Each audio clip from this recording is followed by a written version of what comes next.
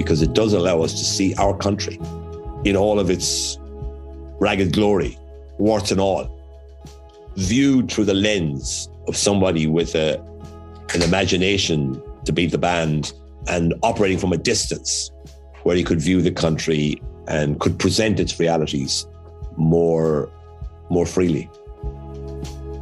That was Ireland's ambassador to the United States, author of Ulysses, A Reader's Odyssey, Dan Mulhall. And I'm John Lee. And I'm Martin Nutty. And welcome to another episode of Irish Stew, the podcast for the global Irish nation. This episode of Irish Stew is sponsored by the Irish Heritage Tree Program. Celebrate your Irish roots by planting native trees for family and friends in the beautiful Golden Vale of Ireland. Go to irishheritagetree.com and use the exclusive discount code today. It's IrishStew10 for 10% off. That code again is IrishStew and the numeral 10. Keep the heritage of Ireland green and growing by going to irishheritagetree.com. Hi, everybody. This is Martin Nutty with the Irish Stew podcast, and welcome to another conversation. And I'm joined by my partner in crime, John Lee. John, tell us who we got coming up here. Well, we're really, I would say, honored to have Ireland's ambassador to the United States, Daniel Mulhall, joining us today. And we're going to talk to him about a couple of different aspects about his career. Because we'll start off with today's date is February 3rd. It's 100 years and one day from the publication of Ulysses. And we'll get into Ulysses a bit later and also into the book that Dan just published, Ulysses, A Reader's Odyssey. But before we go there, let's focus on your day job, Dan, if I can call you Dan. That's what Please do. That's what your ID is on the screen. Focus on your day job. You know, a couple of days ago, you published an article in the Washington Post. Leopold Bloom, the anti-nationalist star of Ulysses, is an ambassador for our day. So we'd like to talk a little bit about the ambassador role, the diplomacy role that has taken up so much of your career, and now you're arguably in one of the very most important diplomatic postings for Ireland. February 3rd, we're speaking to you at a time when international diplomacy is being put to the test. Little Ireland just backed the Russian Navy off its fishing grounds through some fishermen diplomacy. And also right now, Russia is massing troops on the Ukraine border at a time when Ireland has a seat on the UN Security Council. So in general terms, how can Ireland wield its soft power to influence events that are going on in the world today through diplomacy in a world that always seems to be teetering on turmoil? Yeah.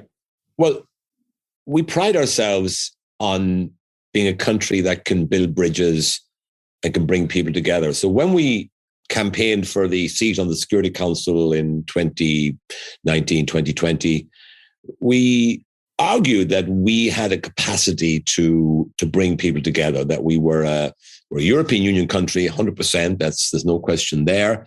But we're also a country that has a lot of historical memory that we can relate to the condition of other countries around the world. We are now a fully developed, prosperous country that is among the most fortunate in the world. But we, most of us can remember a time when Ireland was a far different country from the one that we have today. So I think we have an affinity with countries in different parts of the world. We have a very strong aid program that has been active for now, getting on for 50 years, mainly in Africa, but elsewhere as well. We have a proud tradition of peacekeeping that goes back to the late 50s, shortly after we joined the UN. And our peacekeepers have always been revered, regarded highly around the world by the UN and the nations which have hosted our peacekeepers, because they have a way about them. They don't blunder in and try to, heavy hand local populations. No, we go in there trying to find ways of smoothing ruffled feathers, of soothing tensions, and of getting people to come together and resolving problems. So if you take that to the broader stage of the Security Council, of course, no one can prevent one of the permanent members of the Security Council from vetoing anything they want to veto.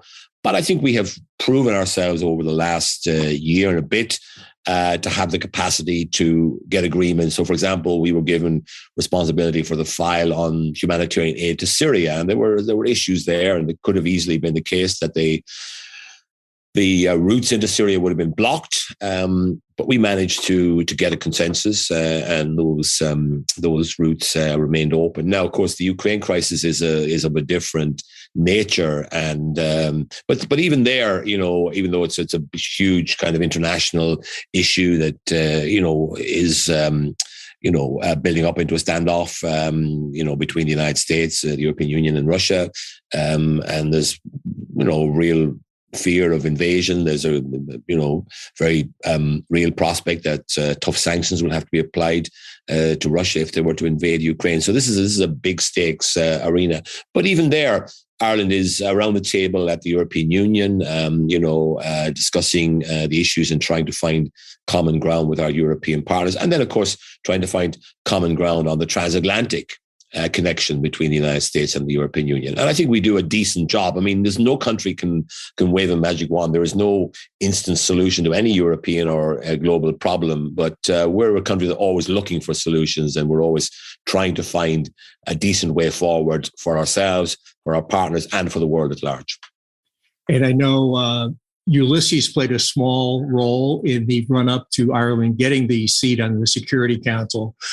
They held a great Bloomsday event on the grounds of the United Nations before the vote was taken. Yeah. You've reminded me of that. They didn't. They know that article I wrote, by the way, in the Washington Post during the week. The headline was misleading. I never said that Bloom was an anti-nationalist. No, he was a nationalist. He was an Irish nationalist, but he was a certain kind of nationalist that didn't go along with the idea that you had to be of a certain creed or race or ethnicity to be an Irishman. He basically said, if you were born here, you were Irish. I think we would say if you live in a country and you identify with the country, you can be Irish too. But he was actually pushing back against exclusivist notions of nationality having to be defined by your, being generations from seed breeding generation from a particular country. No, Bloom's pragmatic version of nationality was, I was born here, Ireland is my nation. Let's get it. Yes, he wasn't an anti-nationalist. He was simply a critic of certain aspects of nationalism from that time, which may be relevant again today. And that's probably something we'll get into again a little bit later. Why don't I turn you over to Martin and we get a little bit of your Irish story? Mm-hmm. Yeah, on the podcast, Dan, we always like to talk about origin stories. And I note in 2019, you were made a freeman of your hometown, which is Waterford City.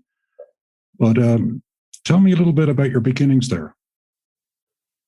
Well, I mean, one of the great things about Ireland, for me at least, is that it's a land of opportunity, and you don't have to be from a privileged background in order to make the ascent of the ladder to the highest echelons of our public service, of our diplomatic service. Some countries around the world have a very much a caste system whereby people of a certain background tend to be the dominant forces in the foreign services of their countries. That's not the case with Ireland. So I come from I would say, a regular Irish background. I grew up in a terraced house. My father was an insurance agent in Waterford.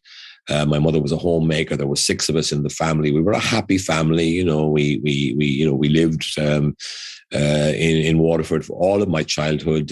We didn't really have relatives outside of Waterford very much because my father was an only child, and my mother, all of her siblings remained in Waterford for all of their lives. So it's a very unusual Irish story from that era, because most families had at least 1 or 2 people who took the boat and emigrated or took the plane and went to the United States. We didn't have anything like that. So I was very much a Waterford background. Now, we would go on our holidays every year. My father was a great believer in heading off for a couple of weeks in the summer, and we'd pile into his Morris Minor and we'd head off to Wexford or to Limerick or to Clare or to Cork or to Kerry or Galway. And we'd always kind of stay somewhere, for a week or two, so I got to know. I mean, I experienced the whole country As a child, I traveled all over with my father. My father was also a big soccer supporter. In those days, Waterford was the leading team in the League of Ireland. It's now in the second division, but in those days, it was the kingpin of the League of Ireland championship. And my father was a huge supporter. So for most weekends in the winter, or every second weekend in the winter, we would head off. I get into the car with him and a few of his pals, and we'd drive to Cork or Limerick or Dublin or somewhere like that for a game. So I saw a lot of the country in that way as well, going to soccer stadiums around the place. And so it was a very happy childhood, not a complicated one. We lived a simple life for the most part, but we were well looked after. My parents were very diligent. My mother in particular was very conscientious about education. She realized that her generation, my father's generation, had lost out because they didn't have sufficient education to be able to make their way up the ladder in life. And she was determined that her children would have every opportunity to be educated to the highest level. And that's why I was the first member of my family ever to go to university. So what does that say? Your father missed out on the opportunity to go to college, or it wasn't expected. No, right? exactly. But 50 years later, it is, let's say, de rigueur almost in Ireland that everybody goes for a college education. What does that say about how the country has changed in that intervening period? You went to UCC, but that was probably at that point still the exception and not the rule. I mean, when I was in UCC, I think, if I remember correctly, there were 4,500 students at the university. Some of those were probably, night students doing night courses or whatever. Now I think there are 25,000 students in UCC. So, and now some of them might be part-time students and so on, but nonetheless, the place has grown dramatically since that time. What this all means, and the best illustration I can give is to look back to my time in London. And in London, you met people of different generations, because you met people who were in their 80s when I was there, even in their 90s. It came over in the 50s, 60s, and so on. A lot of those came over without a huge educational background. They came over with maybe a primary education, or maybe they had some years of secondary school. Some of the women who came over were nurses. Some worked in office jobs and so on. But for the most part, the men worked on the building sites, and some of them did quite well and formed their own companies and became very, very successful indeed. But the average Irish person at that time didn't have much education and ended up, working in the sort of building industry, for example, and did okay and probably, but it was a hard life because, it was in those days, the job was physically demanding and so on. But now, if you meet the younger Irish in London these days, and of course, there's much more of them in London than there would be in any American city because of the problem with visas here. It means that the number of young people who can come from Ireland to America now is somewhat limited. But in London, people can come freely. And you find the younger ones are all working in banks, for insurance companies. They're working for all the blue chip companies in London. They're working in the financial services sector. They're doctors, they're architects, they're engineers, they're business people, they're creative people. So it's a wholly different transformation. Not to say that, I love the people who came over in those earlier days because they're really wonderful people, very sort of, you'd be proud of them because they worked hard and they contributed to their society around them, and they became living bonds really between Ireland and Britain. And Britain, after all, is our most important and nearest neighbour. So not to in any way denigrate, their work. It was very important, and a lot of them sent money back home that kept Ireland going for decades. But there's a transformation now in the sense that the Irish who come these days, wherever you are in the world, the younger Irish will be of a different kind from their predecessors because they have the benefit of having been able to go through our educational system and get qualifications at the highest level. Yeah, it kind of reminded, I've been reading Fintan O'Toole's latest book, and in that he makes reference to the fact that free secondary education only kicked in, I believe, maybe in the late 50s or early 1960s. No. I can tell you when it kicked in because it kicked in the year I started secondary school. It was 67. Okay. So, yeah. 67, maybe 68. And I was the first year, actually, before my year, the year I started secondary school, there was a system whereby you had to pay fees, or you could get a corporation scholarship. And I remember doing a special exam to get a scholarship. That was how big a deal it was to be able to afford to go to university, that the corporation, the local authority, provided a small number of scholarships for, to make sure that bright kids got a chance to go on to secondary school. But of course, once the free education came in, the number of people going to secondary school and finishing secondary school increased dramatically. And then after that, the numbers going to university also increased. So I was the beneficiary of that very ambitious, very imaginative investment on the part of the then Irish government in the future of our people. I know we're like to take a few stops along your international journey in diplomacy. How about New Delhi? Maybe you could tell us a little bit about that. I know Martin was looking into some things that were written by a previous guest of ours that we can touch on. But tell us about that experience. Well, a very different experience from what it would be today, because when I left for New Delhi, I came home a year later.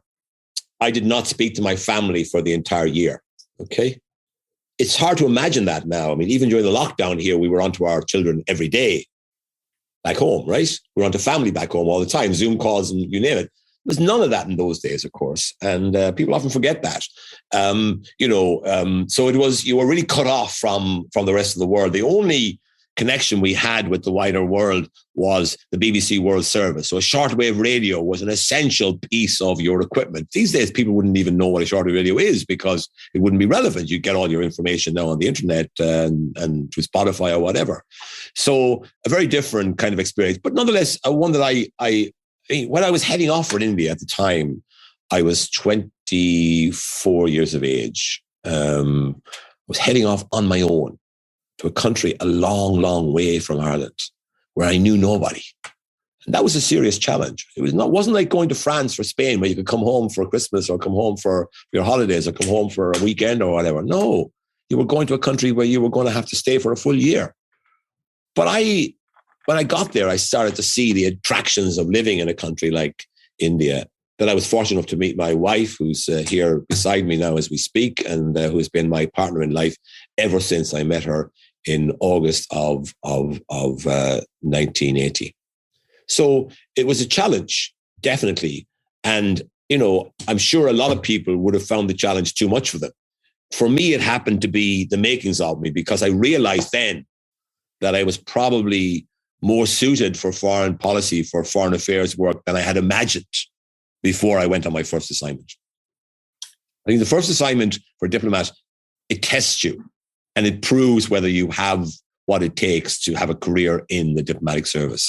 And I thrived on my assignment in New Delhi, and I proved to myself and to my colleagues that I was indeed a suitable character for a foreign service career. And I know I've read about that time in India where I think you come to a realization of the benefit of leveraging Ireland's cultural tradition, specifically in the literary arts, specifically with Yeats, to open up doors. And there's a well-known story about how Nehru's sister, the first prime minister of India, recited from memory the Lake Isle of Innisfree to you. And when you were old and grey and full of sleep. I mean, that was an extraordinary moment. I mean, there were two moments in India that I remember in particular. And it was, one of them was with Mrs. Pandit, Nehru's sister. And she just sort of went into this extraordinary recitation, and the whole family joined in. So here you had the most powerful Indian family of the 20th century, and they were, genuine fans of Irish literature. So I asked Mrs. Pandit, I said, where did you learn that poem? And she said, when I was interned by the British during the 1930s with my brother. She said, Yeats was a nationalist, and we never forgot him. We loved him because he was a nationalist, as we were. And we've never forgotten the poems we learned by heart in those days when we were incarcerated during the Indian freedom struggle. And then another time I was at a big conference in New Delhi. I'd been invited to speak at a conference about James Joyce. And I turned up at the conference anyway, and I gave my speech on Joyce, about Joyce's Ireland and so forth. And afterwards, I met this young woman, a young teacher from the state of Assam. Assam is in the northwestern corner of India. It's one of the 7 small states that are up there in the Himalayas, very remote from the rest of India. And the people there are different. They're ethnically different from those on the plains, the majority of the Indian population. This young woman told me that she was teaching James Joyce to her pupils up in Assam. She wasn't teaching Ulysses. She was teaching A Portrait of the Artist as a Young Man. And she told me she'd never actually seen a copy of the book. She was working on the basis of stencils of the book or passages from the book. So I immediately gave her my copy of A Portrait, and she took it away. And I like to think that copy I gave her back in 1980 has somehow survived the years in between, and that it's been a good resource to bring the people of Assam closer to Ireland. But in those days, what I remember thinking was that, what I remember talking about that day was Joyce's in A Portrait. He talks about the nets of language, religion, and nationality, which are thrown around us to stop us from flying. And then he says, I will fly through those nets. And it seemed to me obvious that language, nationality, and religion were at least as important in the India of the 1980s and probably today as they were in the Ireland of Joyce's time. So that's the way in which the kind of universal elements in literature can be connected with by people of very diverse backgrounds from different parts of the world. That's what I found over the last 40 years. John referred to a guest that we had on, a lady by the name of Kaveri Madhavan. Oh, yeah, Who wrote a book called The Tainted, which is a fictionalized account of the Connaught Mutiny. Yes. And one of the things that emerged from that conversation was the similarities, the surprising similarities of the Irish experience and the Indian experience, and the connectivity by virtue of the fact that we were both colonized, Ireland being the first colony and India being the most valuable colony, so to speak. Did that resonate in your experience when you were there? Definitely. Now, I'm not sure it would still resonate to the same degree because time has moved on and memories fade and so on. But in my day, I remember when I was there, the Raj had only gone out of business 33 years before. So, for a lot of people that I met, they would remember the Raj. Even people much younger than Mrs. Pandit was, Nehru's sister, who was an older lady by the time I met her. But so, yes, I mean, people often talked about the way in which Ireland had inspired or had provided inspiration for the Indian independence struggle. And I at the time I studied it, and it was clear that there was a genuine connection. I mean, when De Valera visited India when he was in opposition back in the late 40s, he was feted on his arrival in Delhi, and he was treated like a genuine superstar because he was seen as a fellow freedom fighter with Nehru and that generation. So yes, I remember one day I got a call from the receptionist at the embassy who said, "There's a man here who wants to see you." Okay, so I came out. There's this elderly Indian gentleman who sat down and told me his story. He told me he had been interned by the British during the 1930s. And I said, "Well, why were you interned?" He said, "Because I published a Hindi translation of this book, Dan Breen's My Fight for Irish Freedom," a famous Irish book. And this man showed me his Hindi translation of Dan Breen's book. And the cover had had the sort of Hindi writing, but it also had an English translation of Dan Breen's My Fight for Irish Freedom. So as an example of how our experience was seen to be relevant to the experience of India. Now, of course, Indians had different views. Some of them were very kind of, upper class and maybe very kind of anglicized in many ways. A lot of them had been to schools in Britain. But I think among the political class, certainly there was a definite understanding of the importance of the connection between Ireland and India, and the fact that Ireland had blazed a trail in prizing itself free from the British Empire, and a trail that the Indian freedom struggle had emulated in the 1940s. And you mentioned people of that class heading over to England for education. When we were talking to Covery, we got into a discussion about the Indian law students who were in Dublin in the run up to 1916, and possibly were part of sort of the revolutionary turmoil of the moment. And also we talked a bit about V.V. Geary, the Indian president, who was a law student in Ireland. So fascinating stuff. You know, I'm sure we could spend the rest of the time talking about your various postings, certainly some premier postings, Germany, the United Kingdom, and the United States. But before we bring you over to Ulysses, let's just get a snapshot of your time in the United States as the ambassador. Probably a lot more time on Zoom screens than you would have preferred. Yeah, too much time, really. It's been a bit disappointing, especially the last few months when we've had to kind of revert to, Zoom again, having been a little bit freer in the months in the second half of last year. But anyway, hopefully we can get through this fairly soon and we can have something like a normal St. Patrick's Day this year, but that's still up in the air, still to be decided, obviously. It's been a marvelous experience for me here. I mean, when I'm asked the question, your favorite posting, I always say without reservation here in the United States. And there's two reasons for that. Every posting is a combination of you live there and you work there.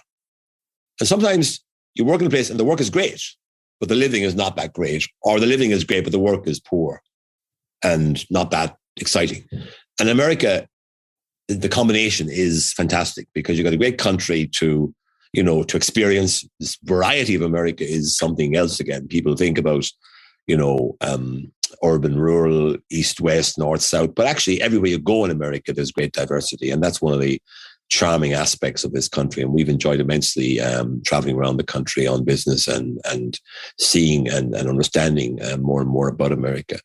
But then the work is also fascinating because, Ireland counts for something in America because of the Irish diaspora here. There's always an openness to engaging with us. And anybody I need to talk to in the American system, I can talk to them. They will always take my call. And that's a good tribute to the American system, that people are open. In other countries, diplomats and officials will hide from you. They don't want to talk to you because they don't want to be embarrassed, or they don't want to tell you things or whatever. Americans are admirably open. They don't tell you everything because they can't, but to tell you what they can tell you, and they're good to deal with. So the combination of the work, the quality of the work, and the quality of the country is an unbeatable combination in my estimation.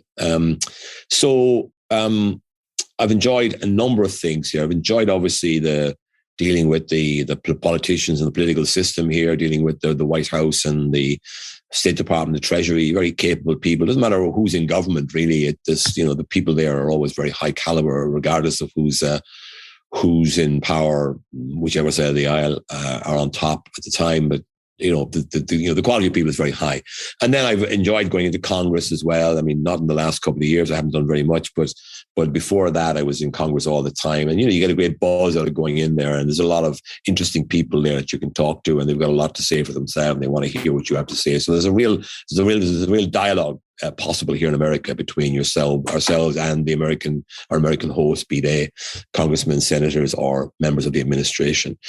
The second thing I've enjoyed is seeing the scale of Ireland's economic interests here, and in particular the expansion of Irish investment in the United States.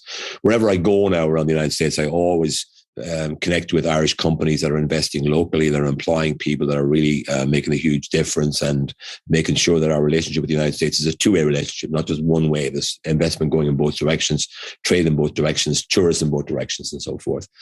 So that's been important too, and I've enjoyed that. And then I've also enjoyed just dealing with the Irish community around the country, because this is a joy to me. It uplifts my heart every time I meet people who maybe 3 or 4 generations removed from Ireland, but they still have a passionate interest in their Irish heritage. And that is something that you can never take for granted. And to me, it's uplifting to meet people who are so proud of their Irish heritage and want to come along, want to meet the Irish ambassador, want to engage with Ireland, want to be helpful to us. And the last couple of years in particular, our Friends of Ireland group in Congress played a blinder in protecting us against the ravages of Brexit. because Brexit was a real challenge for Ireland. I think without our friends in Congress, I don't think the outcome would have been far more difficult and far worse for Ireland than it has been already. And for example, I'm not sure the protocol on Northern Ireland would ever have been agreed had it not been for the pressure coming from the United States. I think the British government might well have walked away from the protocol by now, had it not been for their fear of the consequences for their relationship with the United States. So our friends in Congress have done a wonderful job for us. I'm deeply thankful to all of them on both sides of the aisle, but particularly to the co-chairman, Richie Neal, chairman of the Ways and Means Committee, who really has done a great job in protecting, defending the peace process against the impact of Brexit, defending the open border on the island of Ireland against the impact of Brexit, pressing for the British to adhere to the protocol which they signed in December of 2020 and ought to be implementing, but are not. Traditionally, Irish, or the sons of Ireland, if you will, within America, were associated with the Democratic Party. And this was actually a question that I kind of posed to your former American colleague, Emer Rockcombe. She was kind enough to be on the podcast. Now it seems to me that people of Irish extraction are on both sides of the aisle. So what does that mean from a diplomatic point of view, or what challenges does that, present? Or is it just simply whoever's in power are the folks I'm going to deal with? Yeah. We don't decide who runs America. That's Americans' job. We just connect with whoever is in charge. And so, for example, in the last administration, I had friends.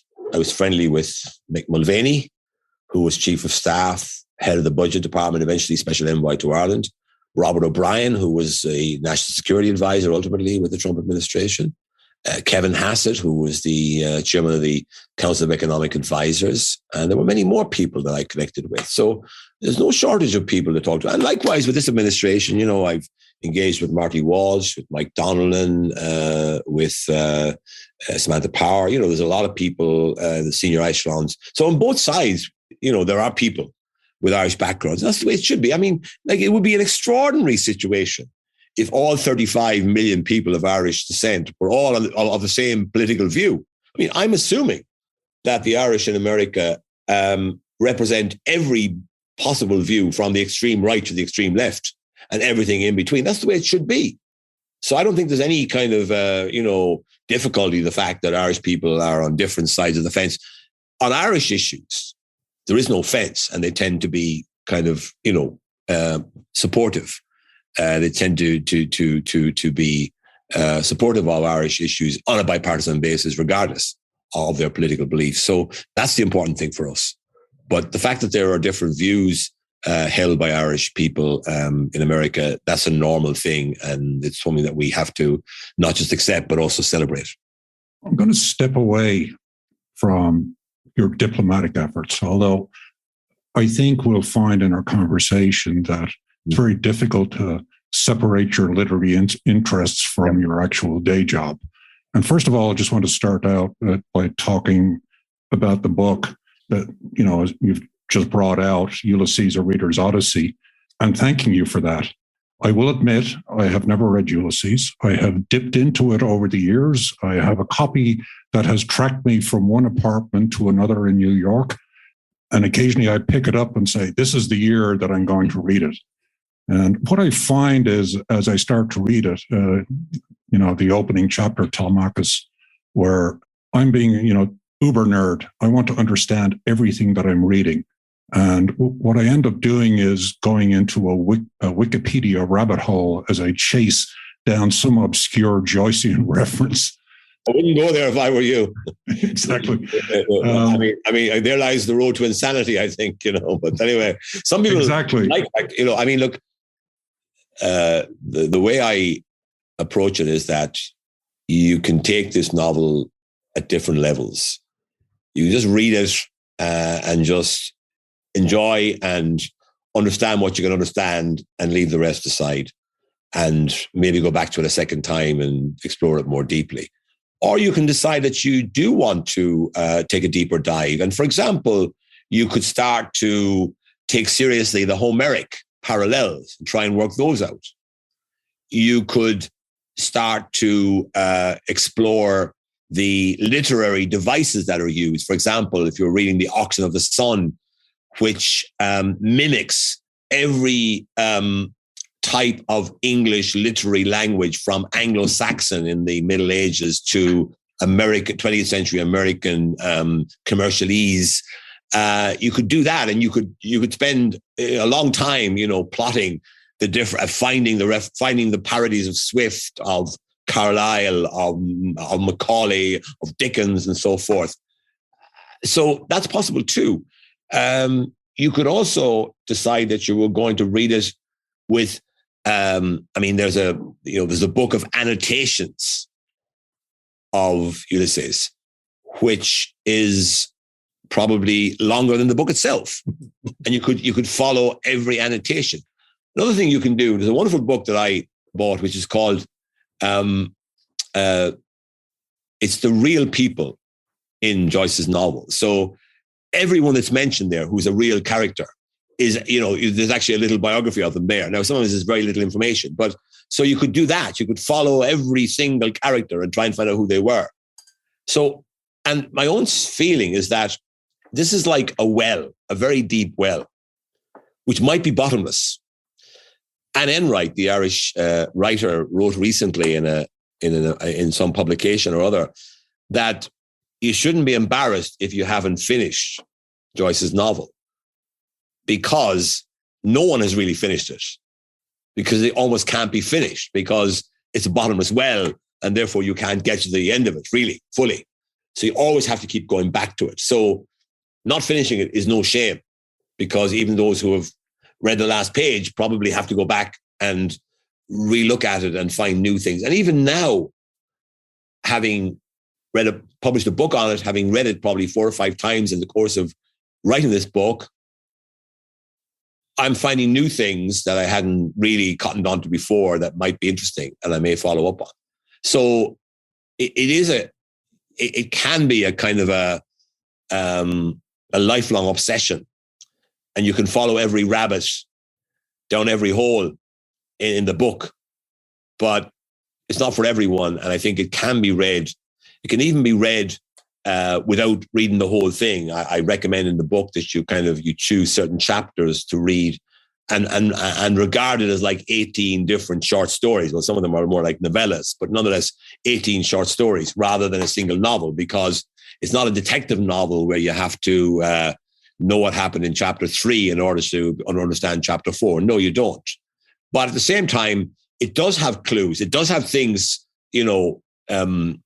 scattered throughout the text, which are relevant. And if you find the connections between them, that can add to your understanding of the novel. But that's not essential. So you can understand the novel at various different levels, and everyone has to take their own approach to it. And my approach is to see the book as almost a source book for the history of Ireland in the early 20th century.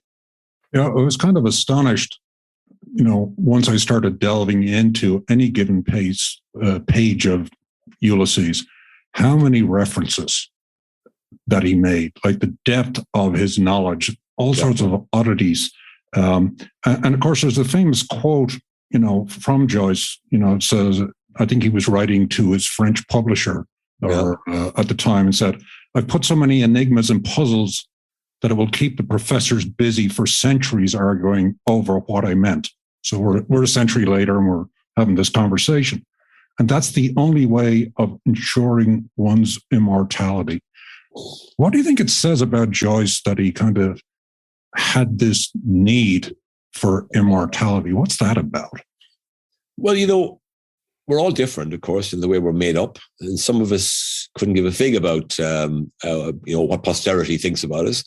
I mean, you look at most politicians, they're looking to a legacy, right? They're looking to, get that kind of monument in their honor somewhere and have the history books, judge them in a favorable way. So I think with Joyce, his attitude was driven by an extraordinary belief in the value of his talent as a writer. From a young age, he was convinced that he had something that the world needed, and it was his job to make this into books that people would read and would be changed by reading what he had to write. So he felt that he could explore the life of the world around him in unique ways that would be valuable to people, not just in his own time, but for times to come. So he did see himself as, you know, a kind of a counterpart to Shakespeare.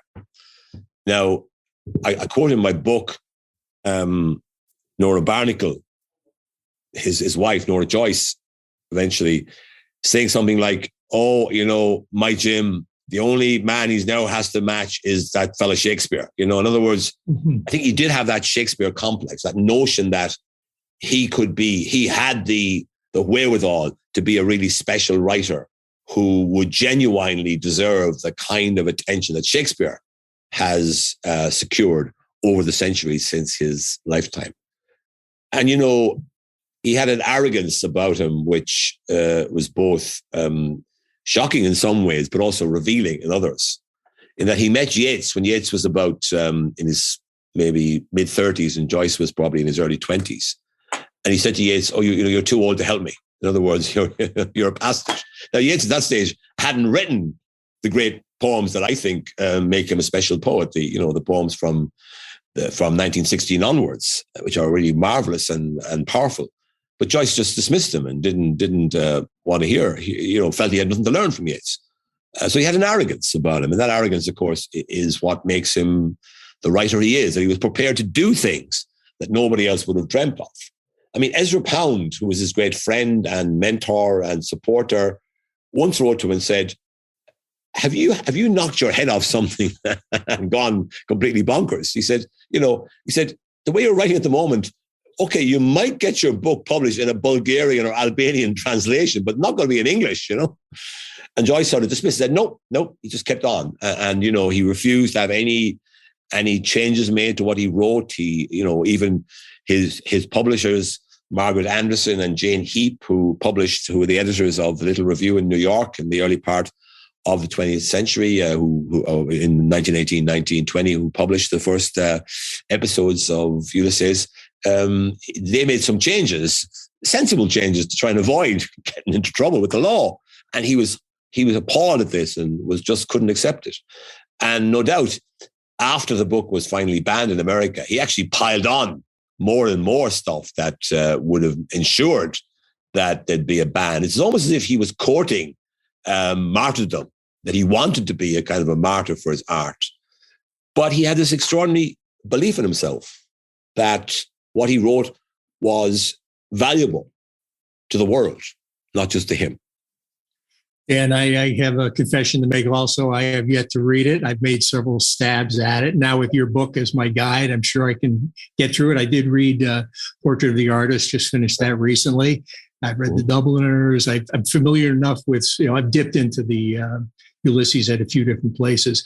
And the art form I'm most comfortable speaking about is the visual arts, painting, sculpture. Yeah. When I lived in Washington, I worked at the National Gallery of Art, spent 4 years working there. And when I started looking at some of the aspects of Ulysses, I began thinking of Cubist paintings.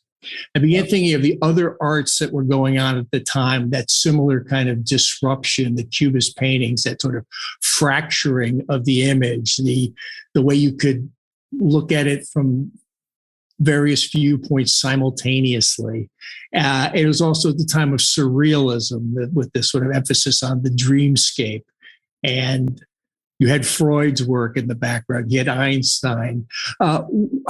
Talk a little bit about how Joyce sort of fit into this general kind of re-envisioning of the artistic sphere that was going on. Well, I'm a historian by training. So when I look at the arts in the 20th century, I see the First World War as the kind of turning point. And if you look at it, look at the poets and writers who were popular before World War I. very few of them retained their popularity after the war. Because after the war, a different art form became prevalent and necessary, I would say. With Joyce, I think part of the reason why he wrote the way he did was because he understood that the novel in its 19th century format could no longer cut the mustard. And remember, one of the reasons Joyce came back to Ireland after he left in 1904 was to establish a cinema, the first effort at a cinema, which failed, of course, but still, he tried it, which means that he understood a little bit about cinematic art, and probably understood that the cinema was taking over from the novel, in that it could tell an ordinary story much better than the novel could. So the novel had to find a new ground for itself, and that's where Joyce, I think, was pitching his tent on new ground that the cinema couldn't really occupy, because it's ground that involves the inner world of his characters, Leopold Bloom, Molly Bloom, and Stephen Dedalus, and that's what makes Ulysses such an extraordinary achievement, although not an easy book to read by any means. And I make no bones about this. In my book, Ulysses, A Reader's Odyssey, I make it clear that this is a difficult challenge. It's a bit like climbing Mount Everest. And you can get to the foothills, you can get to the base camp, okay, with a bit of effort, but that final 4 or 5 chapters is a genuine, cliff climb up a very steep cliff indeed. Well, and not everyone will accomplish it. Why don't you take us at least to the foothills and share a passage from Ulysses and a passage from your book? I will. Your reader's guide. Yeah, look, I mean, the chapter that because I'm a historian by training, the chapter that I really really like most is the Cyclops chapter, which of course is the liveliest chapter of all, because a lot of things happen in it. It's got very lively dialogue. Dialogue's quite funny, and it's quite profound as well. I mean, it's also lampooning. He lampoons the citizen who's based on Michael Cusack, the founder of the GEA. He kind of has a go at sort of extreme versions of nationalism and so forth. And he does it in a very funny way. And of course, Joyce himself was a nationalist. He was a supporter of Parnell, supporter of Arthur Griffith. So he wasn't in any way, dubious about the right of Ireland to have its own political identity. But he was skeptical about some of the versions of nationalism that he saw in operation. So this is where Leopold Bloom is being attacked, being kind of challenged in the pub by some of the other customers there, some of whom have obviously had drink taken. So it's a kind of a pub scene, and he's goaded about they don't believe he's a real Irishman because he's a Hungarian Jewish background. This is a bit unusual. He drinks a glass of Burgundy instead of a pint of Guinness, and he has a cigar instead of a drink in the pub. So, he's an unusual character. So, and he's also got this unusual background. But anyway, he then cuts loose. And this is the first time when you hear Bloom actually asserting himself and pushing back against his detractors. But it's no use, says he. Force, hatred, history, all that. That's not life for men and women. Insult and hatred. And everybody knows that it's the very opposite of that is really life. What? Says Alf. Love, says Bloom. I mean the opposite of hatred. I must go now, says he to John Wise, just around to the court a moment to see if Martin is there. If he comes, just say I'll be back in a second. Just a moment. Who's hindering you? And off he pops like greased lightning. A new apostle to the Gentiles, says the citizen. Universal love. Well, says John Wise, isn't that what we're told? Love your neighbours. That chap, says the citizen, beggar my neighbour is his motto. Love my he's a nice pattern of a Romeo and Juliet. Love loves to love. Nurse loves the new chemist. Constable 14A loves Mary Kelly. Gertie McDowell loves the boy that has a bicycle. MB loves the fair gentleman. lychee, hand, lovey up, kissy, chap, poo, chow. Jumbo the elephant loves Alice the elephant. Old Mr. Vershaw with the ear trumpet loves old Mrs. Vershaw with the turned-in eye. The man in the brown Macintosh loves a lady who is dead. His Majesty the King loves Her Majesty the Queen. Mrs. Norman W. Tupper loves Officer Taylor. You love a certain person, and this person loves that other person because everybody loves somebody, but God loves everybody. So you have a good example of the charm of the book, because on the one hand, it's extremely serious, against force, hatred, history, which was the basis of my piece in the Washington Post. And he gives a very, in a way, a profound, that the meaning of life is not force and hatred. It's love, which is, I think a lot of us would probably agree with. We mightn't put it in that way, but we would agree with it. And then he goes off into this kind of almost like schoolboy. I mean, nursery rhyme, love, love, love, love. So, and that, of course, is a reflection of the way in which our minds work. Because even if you were to say something very serious, you might, in the next second, think of something funny.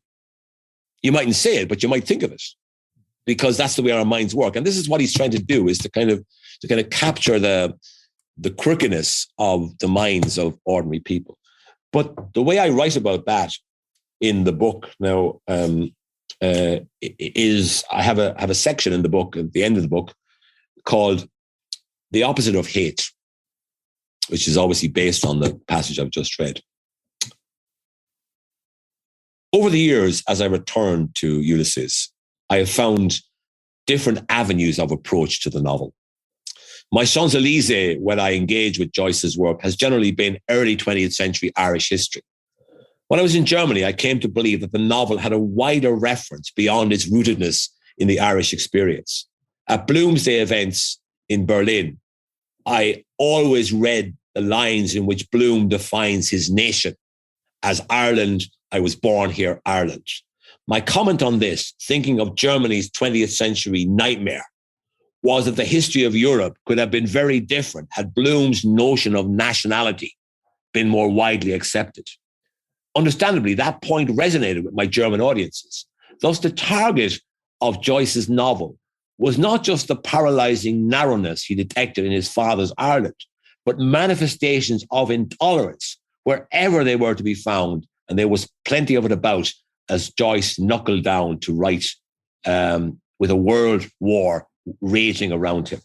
This all leads me to revere the passage from Ulysses in which Bloom sets out his credo. And I belong to a race too, says Bloom, that is hated and persecuted. But it's no use, says he, force, hatred, history, all that. That's not life for men and women. Insult and hatred. And everybody knows that it's the opposite of that is really life. Enough said. I leave it at that, except to add that the response from the citizen shows what Bloom was up against. He said, a new apostle to the Gentiles. Beggar my neighbor is his motto. He's a nice pattern of a Romeo and Juliet. My point being that Bloom is this reasonable character, but he gets dismissed by people who are more rabid in their views. And I make the point that, it's much easier to be dismissive and to attack people than it is to make a reasonable case for a rational outcome. That's the message that I think Joyce was trying to impart. I mean, was he kind of a huge fan of that passage that you just read? And I, like you, kind of feel that kind of Cyclops really resonates at the moment. It does. And also Bloom resonates. Remember, he's this guy that he's not an intellectual. He's not a sort of a super kind of intellect, He gets a lot of things wrong. He thinks he knows things. He doesn't really. He gets his maths wrong. He gets everything wrong. Gets names wrong. But that's the way we all are. We remember things badly usually a lot of the time. But he's a kind of a guy that tries to work things out for himself. He's a serious kind of guy. He takes life seriously. He doesn't go with the crowd. He doesn't go along with the drinkers in the pub. The easiest thing, as you know, is to go along with the crowd. And go along with the populist kind of, received wisdom. Bloom doesn't do that. He stands up against it in the end. And, in a later episode where he hears Skin to Go with Fitzmaurice, who was the cab driver for the Invincibles, who killed the chief secretary, Lord Cavendish, in the Phoenix Park in May of 1882, a number of months after Joyce's birth. In that episode, Skin the Goat talks about all the grievances, and Bloom poo-poos this and says it's egregious balderdash. And he says, we have to look at both sides of the argument. We have to think, and we have to think about, he said, why don't we work together instead of hating people because they live around the corner and speak a different vernacular? I mean, think about that in today's world.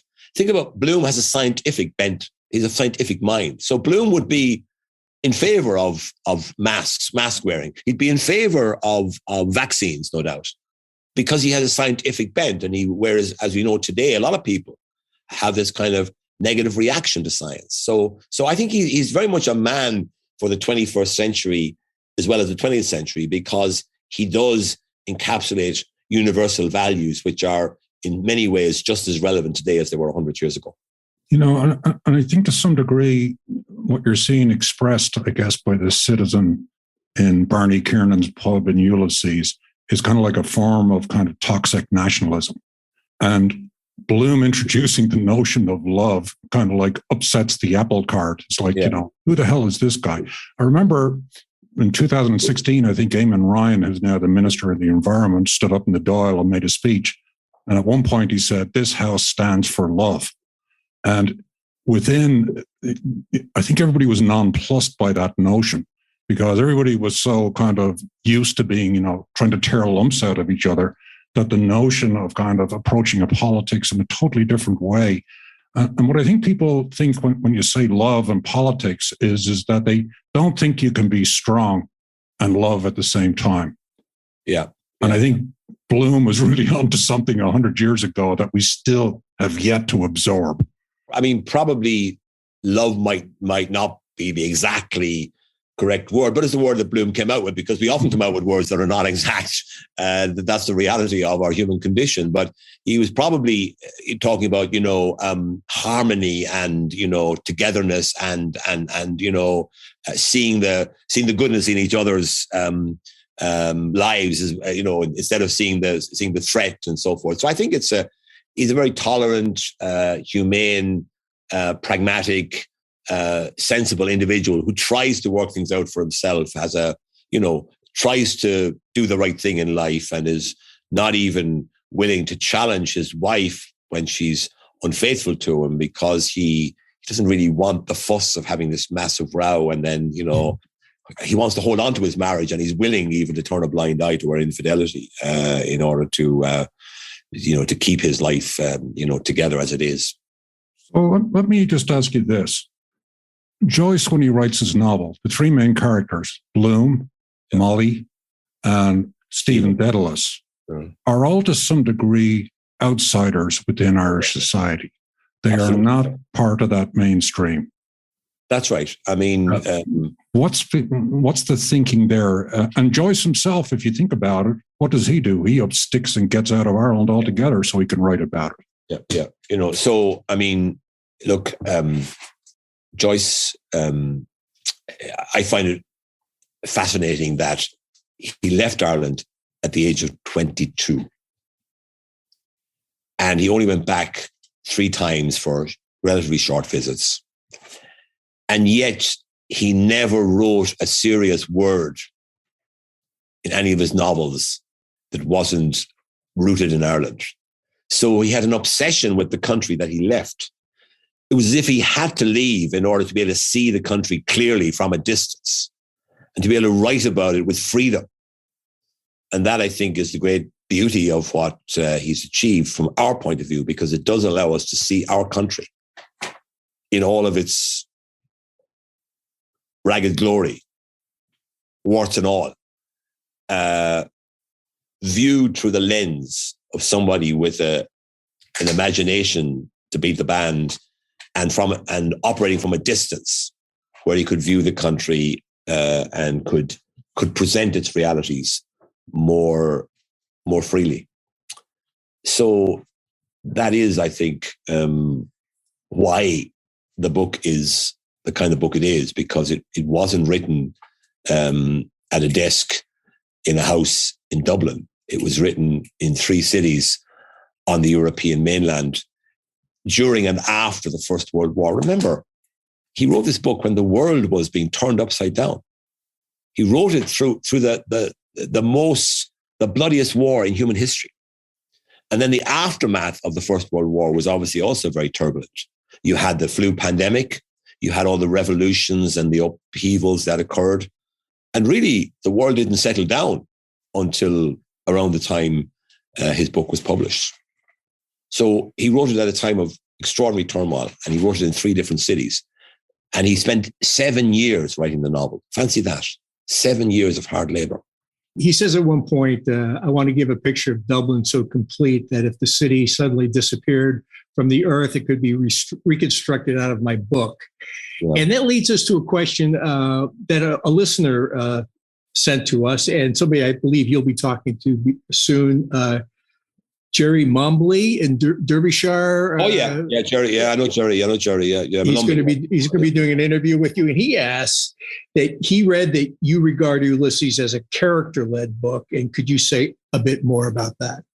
Yeah, well, I mean, like most books, say popular fiction, are stories, and they're driven by the story, and the characters are not that, they're not always that compelling, but the story drives the novel on. In Ulysses, the story is practically non-existent. I mean, it's if you boil it down, it's about 2 men walking around Dublin, meeting in the evening, spending a few hours together, and then going their respective ways. While the wife of one of them has an affair. And then in the evening, she gives her thoughts about what happened during the day and her life and her marriage before falling asleep. I mean, that's the substance of the book. So the story doesn't really take you very far. Now there are other subplots and so on, so it's not just that, but still that's the main kind of element in the book. So it has to be. So I see it's driven by character and language. So the language is extraordinarily important because Joyce, stretched the resources of the English language to an extreme, and to an extreme which has meant that it's off-putting for a lot of people who are trying to read it as ordinary readers, which is why the book is so difficult and so impenetrable for many. But the heart of it all is really the character of Leopold Bloom, because when you think about it, most of the pages of the novel, we accompany Bloom. And for a lot of the novel, we're inside Bloom's head.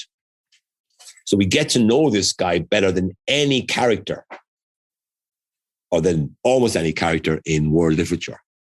So it's an extraordinary achievement to present this character, who is not an exceptional person, by the way. He is chosen because he's an ordinary person. He's also an outsider. You're right there when you say earlier that, yes, Bloom was Hungarian Jewish origin. Molly was born in Gibraltar, half Spanish. Stephen is Irish, but has a strange Greek name, and he's this rather remote character as well because of his personality and his aesthetic outlook. So Bloom's charm, Bloom's appeal is in his essential ordinariness. He's an ordinary man. But the idea that you can write a novel of this size that's in the mind of an ordinary, unspectacular individual, that's where the extraordinary achievement comes about. I'm got a question, because I don't think you can talk about Ireland unless you talk a bit about religion. And this is my last question. Okay. And it kind of forces, I suppose, to wear 2 hats. Mm. A guy called Joseph Walsh, who was secretary of the Ireland's Department of External Affairs in 1941, Indeed. Sent a telegram to his counterparts in Switzerland, and, quote, said, "Please wire details about Joyce's death. If possible, find out if he died a Catholic. Express sympathy with Mrs. Joyce and explain inability to attend funeral." What's your take on that, as somebody that actually sits in the Department of Foreign Affairs now, looking back, Well, I mean, it was of its time. That's all you can say. I mean, when you think about it, Joyce's novel was banned in the United States and in Britain until 1934. Not in Ireland, interestingly. Not in Ireland, but it was banned. So, I mean, this was a very controversial novel that had been written, and in the mores of that time, it was something quite challenging for a lot of people. It was seen as a kind of something to be kept at arm's length, and as a kind of a potential corrupter of innocent Irish manhood and womanhood. So, but actually, I recently saw a letter. The man in question, who was in Geneva at the time, was a man called Sean Lester, who was one of the great heroes of 20th century Irish diplomacy, to my mind. He was our delegate to the League of Nations back in the 1920s. And when, in the years leading up to the war, he became the League of Nations administrator of what was called Danzig, the Free City of Danzig, which was under the Treaty of Versailles. Danzig was a free city, and it wasn't part of Germany and so on, even though it was surrounded by Germany, so he did that work. Eventually, the Nazis ousted him, and they took over Danzig, which is now Gdansk, of course. And so he was a heroic figure, really. And then he moved back, and he became our representative in Geneva during the Second World War. But he met Joyce about 2 weeks before Joyce died, and they had lunch together in Geneva when Joyce was passing through. And I've seen a letter that he wrote to Mrs. Joyce after her husband's death, and it was a beautiful letter, and it clearly showed that at least Sean Lester admired and revered Joyce, and had really enjoyed meeting him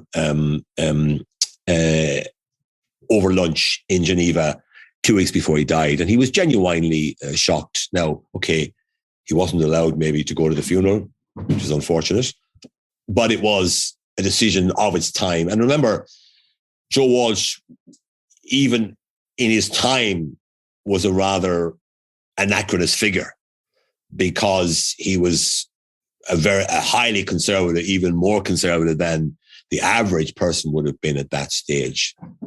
So, no bones about it, Ireland was a very conservative country in the 1930s and 40s and 50s and up into the 70s, I guess. And then gradually the country opened up. And today is a very progressive, outward-looking, tolerant and progressive country. But Joe Walsh was reflecting, if you like, the mores of the 1920s, the 1930s, when he wrote in that way to Sean Lester in Geneva to find out about Joyce's religious beliefs. Interesting chapter.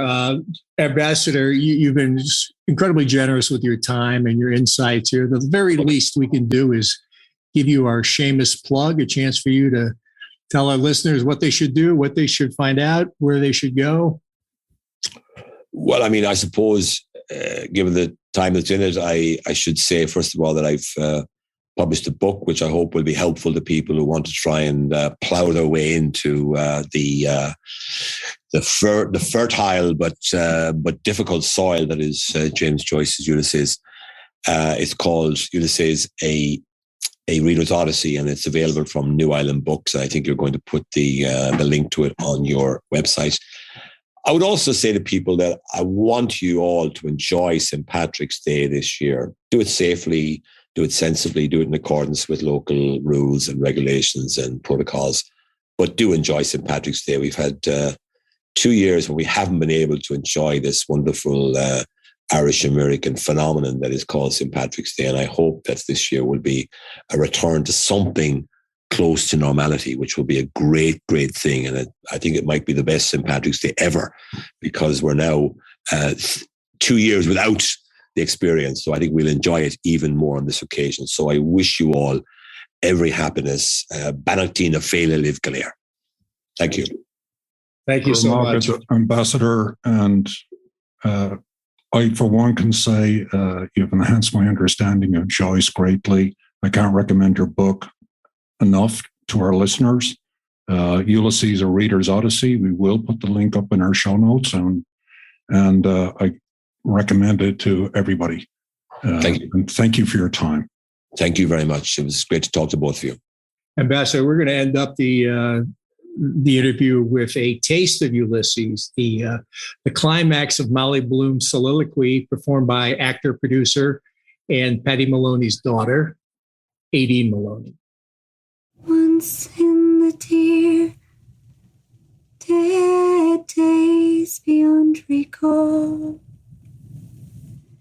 here are the world, the mist began. Oh, I hate that. The mist began. Comes love's sweet song. The last concert I sang at, when was it? It's over a year ago. St. Teresa's Hall, Clarendon Street. Little chits of missies they have now singing. Kathleen Kearney and her like.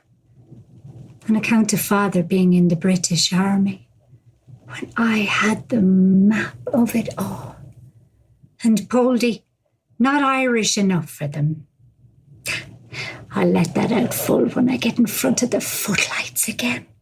Kathleen Kearney and her lot of squealers. Miss this, miss that, miss the other. Lot of sparrow farts skitting around talking about politics they know as much about as my backside. Anything in the world to make themselves some way interesting. Irish homemade beauties. Soldier's daughter, am I? Aye. And who's are you? Bootmakers and publicans. They'd die down dead off their feet if ever they had a chance to walk down the Alameda on an officer's arm. My eyes flash passion. I've my mother's eyes and figure anyhow. They don't know how to sing a song like that. Let them go and get a husband first that's fit to be looked at, and a daughter like mine. Or see if they can excite a swell with money like Boylan, who can pick and choose whoever he wants to do it 4 or 5 times, locked in each other's arms, or the voice either. I could have been on the stage, only I married him. Comes love's old. I'll change that lace on my black dress to show off my bubs. And yes, by God, I'll get that big fan mended, make them burst with envy. Sweet train far away. One more. Song.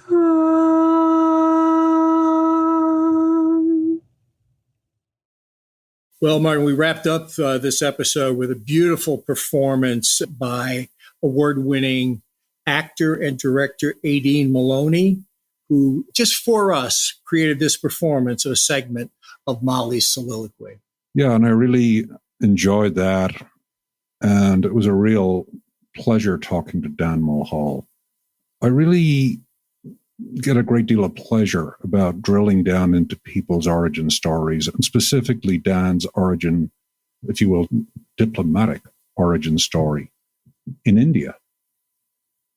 It feels to me that kind of really set the tone for his career as he related to us in meeting one of the most powerful political families in India, the family of Nehru, who was the first prime minister, and how they were able to recite Yeats from memory, and how Dan realized that was an excellent way to build a bridge. And it was interesting how he managed to use literature as a point of diplomatic entry into all his postings that followed on, and continues to do so down in Washington, D.C. Yeah, I was interested in the D.C. conversation, his view of, I guess we call them the bureaucrats that just keep everything going, no matter who's in charge or which administration is running the country, and how he has working relationships with so many of them, and how he works in a way across the aisle. He has good working relationships with a lot of people in the government without reference to their political party, which I guess is central to the diplomat's life. And continually impressed with somebody who's has such a high-level career in diplomacy, is able to have such a really impressive career with literary pursuits and communicating his love of Joyce and showing us, as you were alluding to, Martin, all the ways Ireland can wield soft power through its culture. Yeah, it's a unique approach, and it works. Well, John, this is a special episode. Obviously, it's not every day you get to talk to the Irish ambassador to the United States, but it's also the final episode of season 3. And we've had some wonderful people on, and it's been a real delight, but we're going to take a break. But to fill the gap a little bit, we decided to conduct a little experiment. And we are going to have, what are we calling these things? I went with ketchup, but now that I think about it, it sounds like it's something you put on a burger.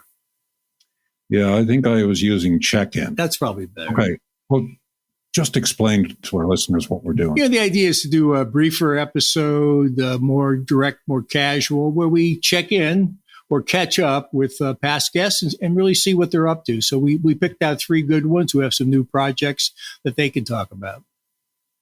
Yeah, so we got Jack Byrne, who is the Liverpool mystery author. We have Ted Smith, the former diplomat and C-suite executive.